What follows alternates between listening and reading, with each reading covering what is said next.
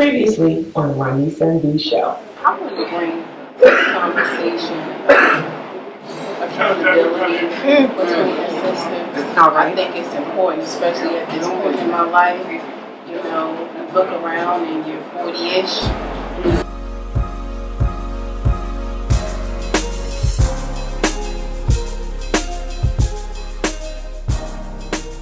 Tonight I'm sitting down with Wani Hunt. She's actually one of my butterflies, as I like to call her, and my ladybug. That Wani and I met doing an event that I was doing with another one of my business partners, Robert Ballard, Massage Mobile, and then we reconnected again, and then we had a really good connection off of Facebook posting, and I posted something, and Wani reached out to me immediately.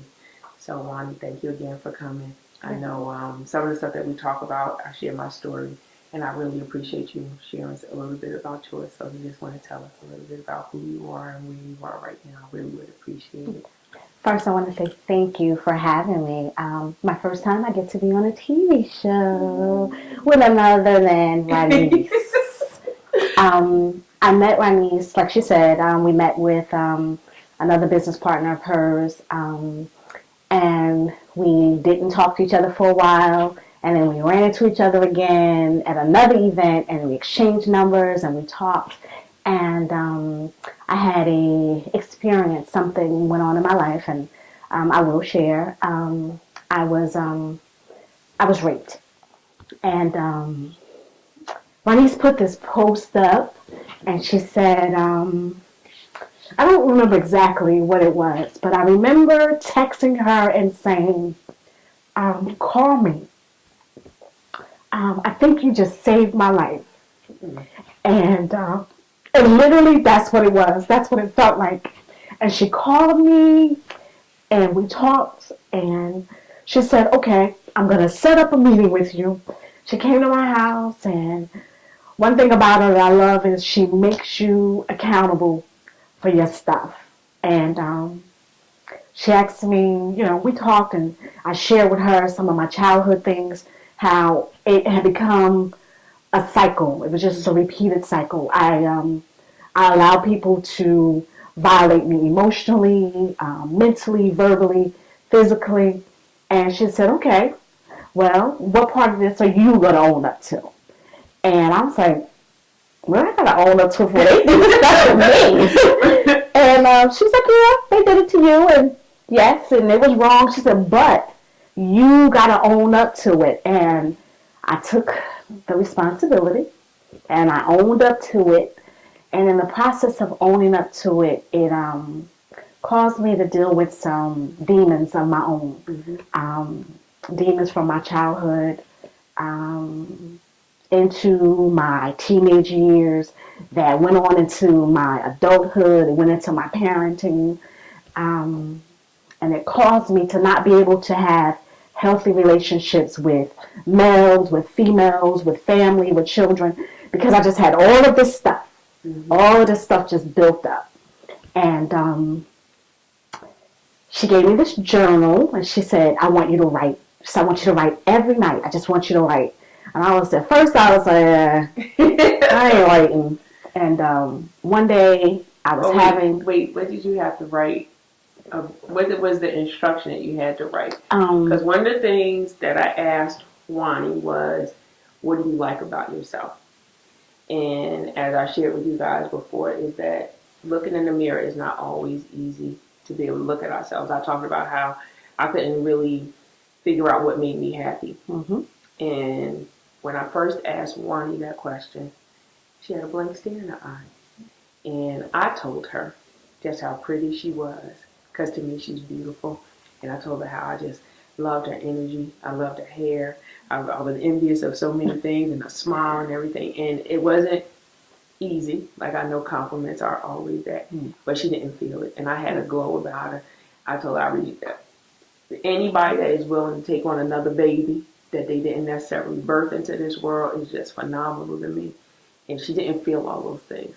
So I know you said you had to journal and do all that other kind of stuff. And it wasn't easy. She was resistant. Very. Mm-hmm. But she told me to write things that I liked about me. And that's why I stayed blank for a very long time, maybe about a week. Another issue, I never ever like taking pictures. I would not take pictures. I'm like, I'm not taking no pictures. I don't do pictures. So I started writing down things that I enjoy because I started finding me and finding things that I liked about me. And one of the things that I found that I love about me is I love being able to help other people. Mm-hmm. Even though I may be in a funk myself, someone can call me and I'm like, okay, you got to put on this face, put on your happy face, and you got to act like everything is great in your world and go save it.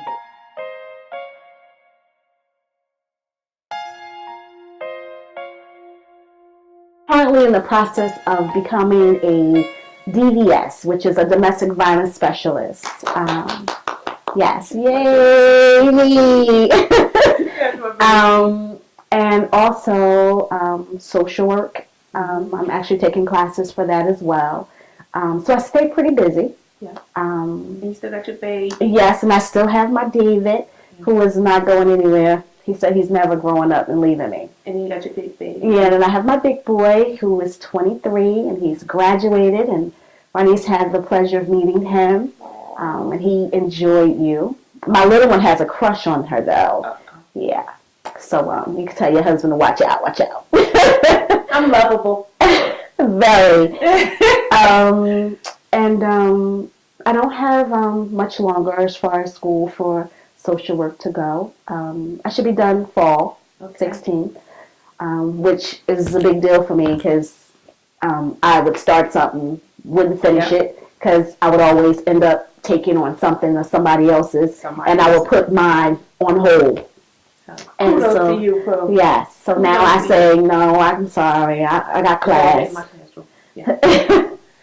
So, and I owe it all to Ronice. Oh, you want to stop it later. Yes, I owe it to her. So what, and just to end it all off again, you know, I'm always happy and I'm always flattered. Wani is very good for my ego, but not in the egocentric way, in the vain way at all. Literally, like I shared with you, is when she did send me the message, Ronice, you just saved my life. It speaks volumes for me because that's what I'm here for. And I know it's no shame in sharing our stories. Again, I appreciate you for having the courage to do this, everybody. After I started to share my story, especially in one of the episodes when I talked about really the dark side of me, I know that outside of that, life has been great. And there's always joy in our journey. Yes.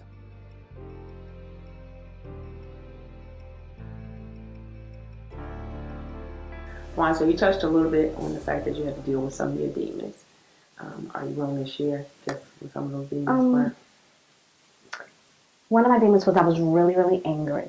And I often thought about ending it all. I was like, okay, since these things keep happening, what purpose? What is my purpose for being here? No one wants to be around to be the punching bag or the doormat for anyone.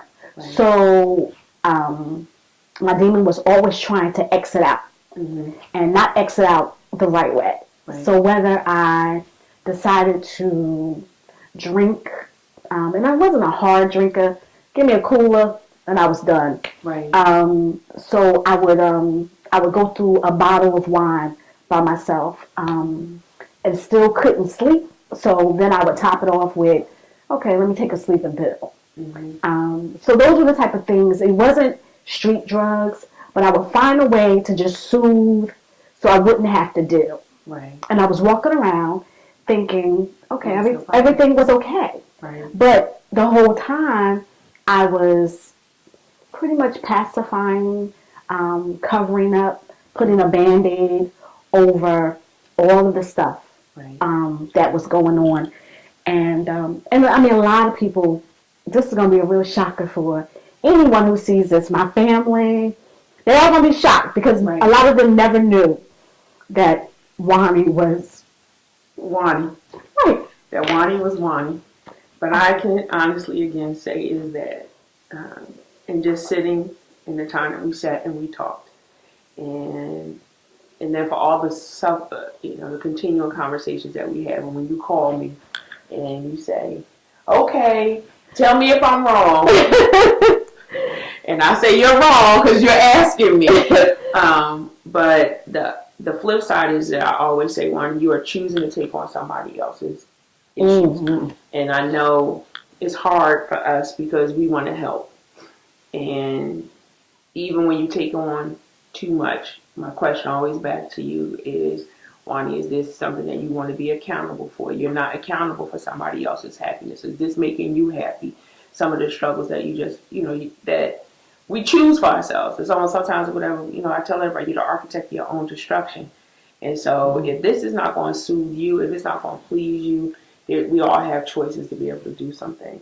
And so now that you are helping people and you have chosen to help people in the right way. So if you want to share just a little bit about how you're helping people in the most effective way, but it's helping you heal as well too. If you want to hear that story. Yeah. One thing Ronice did teach me was that no was a complete sentence. Say it again. No is a complete sentence. You can say no, you ain't gotta say my no's. And that was the hardest thing for me. I didn't like saying no to anyone. Everyone would say no with an explanation. No, but if you call me tomorrow, I might be able to do it tomorrow. Mm-hmm. Now I'll be like, no. Yeah. And the other thing she told me was, next time somebody asks to borrow something, asks you to do something, tell them no and go do it for yourself. I don't say it like that, but I just... That's really what she means. Yeah, that's what she means. I'll call you back. And with all of that, I took all of that, and it was really hard for me because I'm not a no person. But I've learned how to say no, and I say no more than I say yes, especially to things that make me completely uncomfortable and that I don't want to do.